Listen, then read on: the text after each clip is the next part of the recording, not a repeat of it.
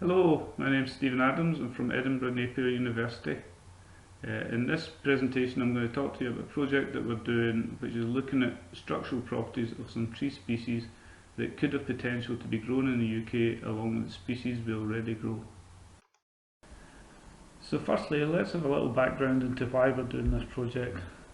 Well, in the UK there's roughly a 50-50 split between the amount of broadleaves and conifers. England has a higher proportion of broadleaves, and in Scotland it's predominantly conifers. The UK's commercial forestry is based largely on conifers, and in particular Sitka spruce, which provides fibre for a range of uses including construction, pallets and packaging, fencing, panel products, paper. There are a few other important economic species such as Norway spruce and Scots pine, the larches and Douglas fir, but a little more than half of the volume is Sitka spruce because this species grows and processes so well. So just these few species together with two more pines, lodgepole and corsican, account for 95% of the total homegrown softwood available to harvest.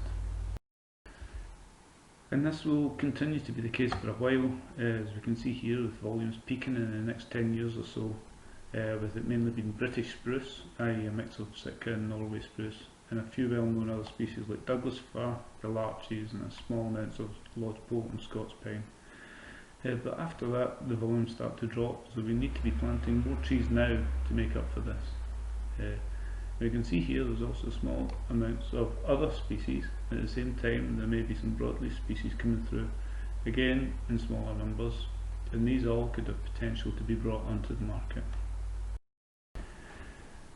So for the foreseeable future, Sitka will continue to be the main commercial species in the UK, but we want to be planting more trees now, and the relative lack of diversity could lead to problems with disease like we've seen in the past with larch.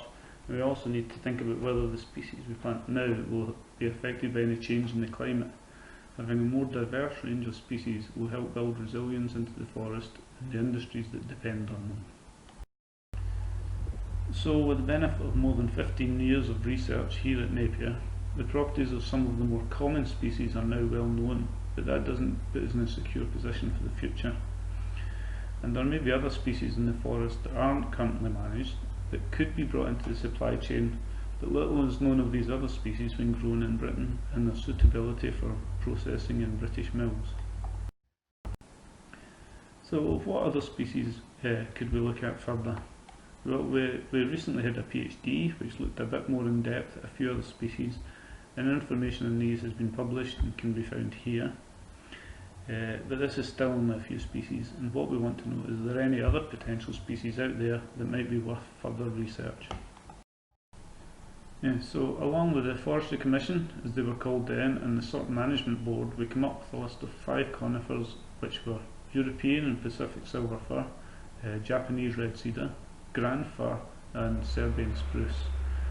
Also 2 broadleaf species, birch and sycamore, and then later we added Norman fir when some logs became available to us from forest research.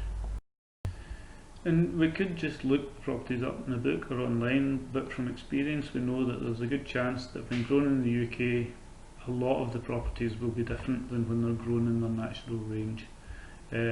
In this project we'll just be looking at the structural properties, so we'll focus on strength, stiffness and density.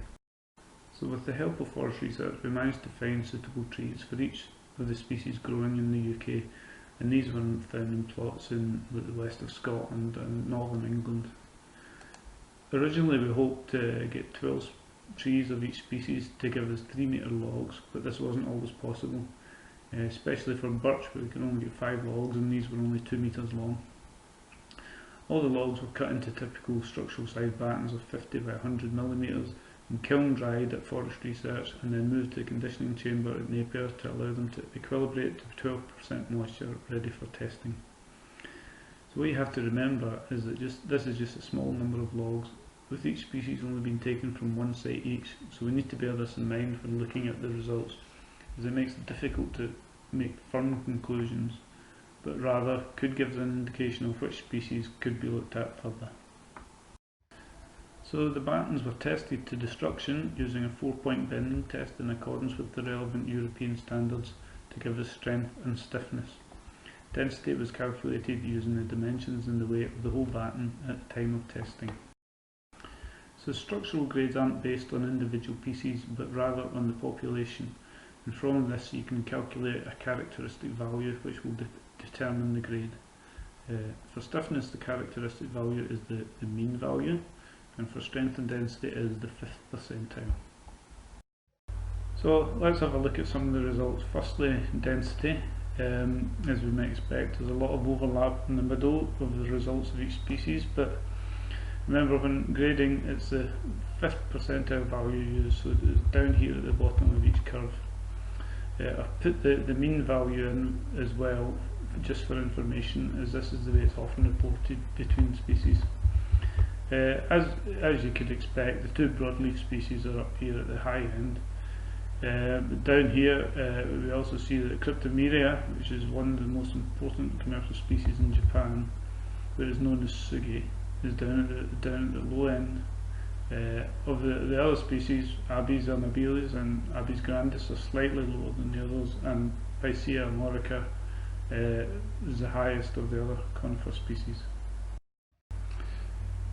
Now on to stiffness. This time the characteristic value is the mean value, so it's in the middle of each curve. See again, birch is at the high end, but the sycamore has a similar range of results to a lot of the conifers.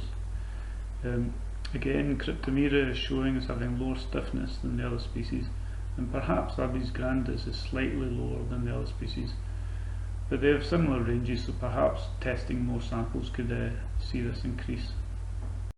And now the results for strength. Again, we have birch being relatively high and Cryptomeria being relatively low, and here we see that Abies nordmanniana may be a bit lower than the rest, but this may be due to the low number of samples of this species skewing the data. Again, the ranges of the other species are similar and look promising.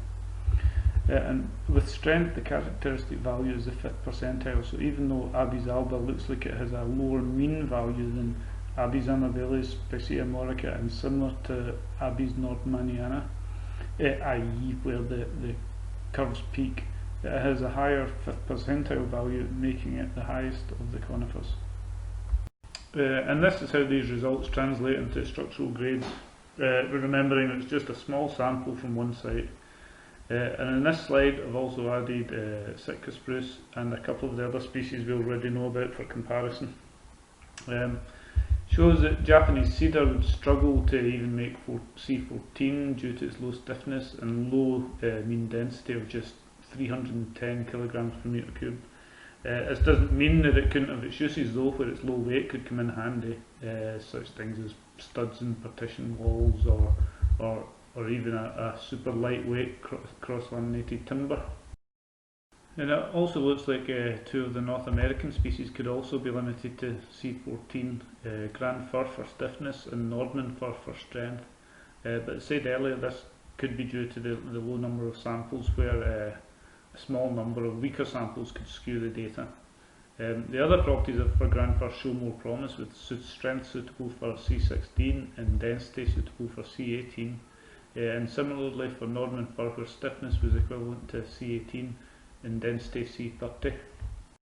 The other North American species, Pacific Silver Fir, looks like it could achieve C16 when grown in the UK, where it would be limited by density. Strength and stiffness both looking around C18, so it could have a potential for lightweight construction. There were 3 UK grown European species of conifer measured, and of these, European silver fir looks limited to C16 by stiffness, but again strength and density far exceed this grade. Serbian spruce looks limited to C16 by strength, but again has good stiffness and density. So the hardwood species we looked at to see if they could be the equivalent of and be graded along with the conifers. Both looked to have good properties, but the difficulty with birch is that can we get enough material? Neither of these graded well to the hardwood strength classes. So overall, a lot of these species look quite good and are at least equivalent to what we already grow. And so just to finish off, a reminder, as part of this project we also did a survey of the sawmillers, trying to get the opinions of people who had experience of using these species, and I'm not going to talk about that here. But even though the sample size tested here was relatively low, we were able to estimate some of the mechanical properties of some less well-known species, with many showing potential, and it's hoped that the results here, together with feedback from the survey, can help towards making informed decisions about future research and future planting.